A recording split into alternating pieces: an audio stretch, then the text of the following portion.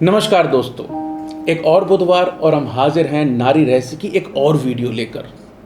आज के हम इस वीडियो में बात करेंगे महिलाओं की बच्चेदानी में होने वाली रसौली या फिर फाइब्रॉइड के बारे में। अब ये रसौली होती क्या है, क्यों होती है, इसके कौन से लक्षण हैं और साथ ही साथ बात करेंगे क्या सर्जरी के माध्यम से महिलाओं की बच्चेदानी निकाल देना, उनसे वो शक्ति छीन लेना, उनसे वो गुण छीन लेना जो कुदरत ने उन्हें बख्शा है एक नया जीवन देने के लिए, क्या ये सर्जरी इसका एकमात्र उपचार है या आयुर्वेद में कोई एक ऐसा उपचार है जिसका उपयोग करके, जिसके माध्यम से आप अपनी इन रसौलियों से निजात पा सकते हैं। नमस्कार दोस्तों, मैं अंकुर पाठक स्वागत करता हूं आपका जड़ी बूटी परिवार में। गर्भाशय में रसौली, बच्चेदानी में गांठ या फिर फाइब्रॉइड, ये एक ऐसी बीमारी है जिसके बारे में पुरुषों ने भी सुना है।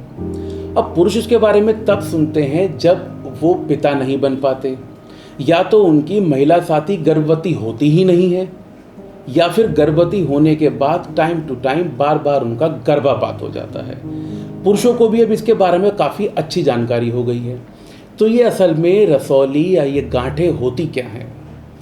हमने जैसा कि आपको अपनी पिछली वीडियो में बताया था, महिला के शरीर में जो यूट्रस होता है, उस यूट्रस में कई बार शरीर में जब हार्मोन इम्बैलेंस हो जाता है तब वहाँ पर छोटी छोटी मांसल की गांठें बन जाती हैं, जिन्हें रसौली, गांठ या फिर फाइब्रॉइड कहा जाता है।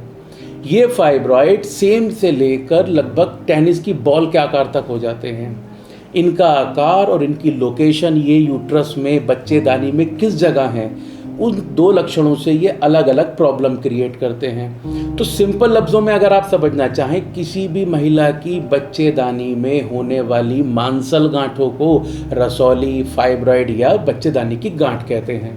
दोस्तों, अधिकतम महिलाओं को अल्ट्रासाउंड के वक्त पता लगता है कि उनके बच्चेदानी में रसौली है, लेकिन हमारा शरीर भी हमें कुछ ऐसे संकेत देता है, यदि हम उन पर ध्यान दें तो हम ये पता लगा सकते हैं कि क्या हमारी बच्चेदानी में गांठ तो नहीं है। अब वो सिम्टम किस तरीके से होते हैं? यदि आपको पीरियड्स के दौरान एक्सेसिव ब्लड निकलता है, ब्लीडिंग बहुत ज़्यादा होती है, बहुत ज़्यादा दिनों तक चलती है, वो ब्लीडिंग पेनफुल है, और अगर आप ध्यान दें आपको क्लॉट के फॉर्म में ब्लीडिंग हो रही है, खून के थक्के जैसे आ रहे हैं, या फिर आपकी कमर में दर्द रहता है, जांघों में दर्द रहता है, जो हमारा पेड़ू वाला एरिया है, नाभि से नीचे का जो इलाका है, यदि आपके उसमें दर्द रहता है, रुक रुक कर बार बार पेशाब आता है। इसके अलावा यदि आप गर्भधारण नहीं कर पा रही हैं और गर्भधारण कर भी लेती हैं तो उसके बाद ऑटोमेटिकली गर्भपात हो जाता है, तो यदि आप स्वयं में इन लक्षणों को देख रही हैं तो काफ़ी हद तक चांसेस हैं कि आपको भी ये फाइब्रॉइड हो। तो ये तो वो लक्षण हुए जो शरीर हमें इंडिकेट करता है कि शायद आप इस रसौली से जूझ रहे हैं। अब इसके कारण क्या हैं जिस वजह से आपको ये रसौली हुई है? इसका जो सबसे प्रमुख कारण माना गया है वो महिलाओं के शरीर में दो प्रमुख हार्मोन होते हैं, एस्ट्रोजन और प्रोजेस्टेरोन। लेकिन एस्ट्रोजन वो हार्मोन है जो इसके पीछे सबसे बड़ी वजह माना गया है। जब भी कभी ये हार्मोन इम्बैलेंस हो जाता है, बढ़ जाता है, तब आपके शरीर में ये रसौली के चांसेस सबसे ज़्यादा होते हैं। इसके अलावा दूसरा कारण है आनुवांशिक। यदि आपकी फैमिली में आपकी मदर या आपकी सिस्टर को कभी गर्भाशय में रसौली हुई है तो काफ़ी हद तक चांसेस है कि आप भी इससे सफ़र करें। हार्मोन को इम्बैलेंस करने के लिए गर्भ निरोधक गोलियां भी काफ़ी हद तक जिम्मेदार हैं।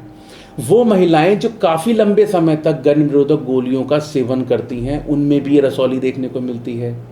या फिर अगर कभी वो गर्भवती हो गई तो ऐसे टाइम में भी हमारे शरीर में हार्मोनल इम्बैलेंस पैदा हो जाता है, जिस वजह से रसौली हो सकती है। वो महिलाएं जिनका वजन बहुत ज़्यादा है, फिजिकल एक्टिविटी नहीं है।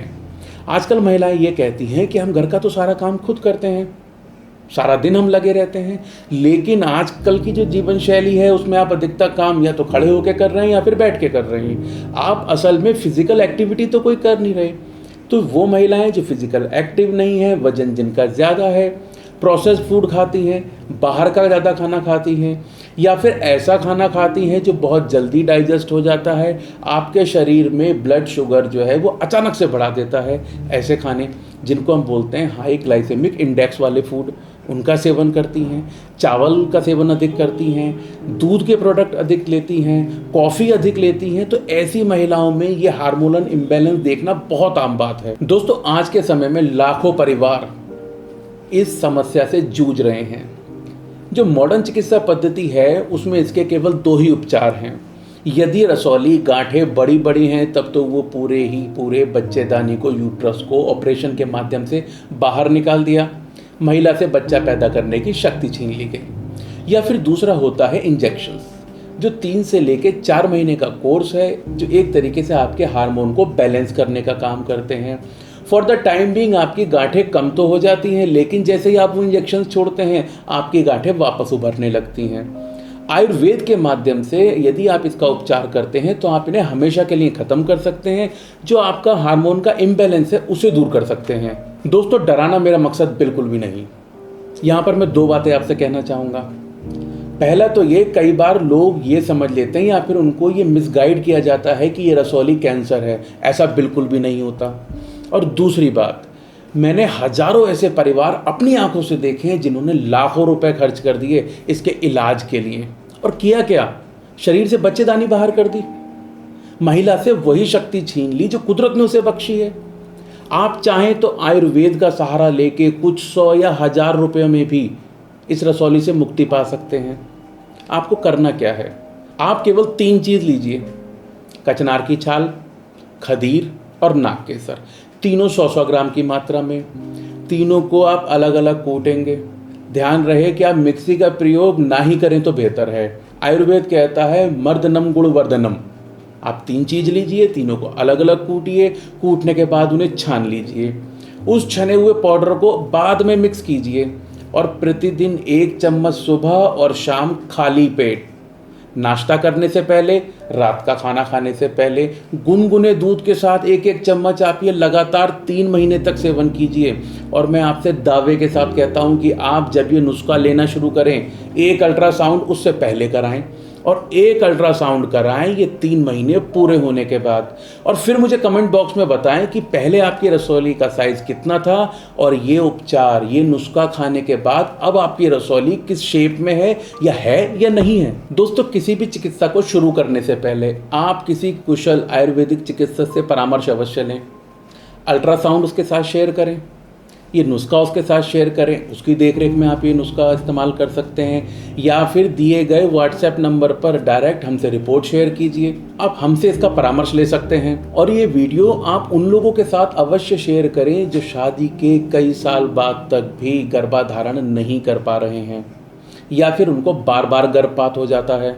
और दोस्तों, ऐसा नहीं है कि यदि गर्भाधारण नहीं हो रहा है तो समस्या केवल महिला में है, ये समस्या पुरुष को भी हो सकती है। हमने पुरुषों के लिए एक स्पेशल वीडियो बनाया है। यदि आपने वो वीडियो अभी तक नहीं देखा है तो आप ये वीडियो अवश्य देखें। दोस्तों, आशा करता हूँ कि जड़ी बूटी परिवार द्वारा किया गया ये प्रयास आपको पसंद आ रहा होगा, और यदि ऐसा है तो इस वीडियो को लाइक कीजिए, दोस्तों के साथ शेयर कीजिए और चैनल को सब्सक्राइब करना ना भूलें। धन्यवाद।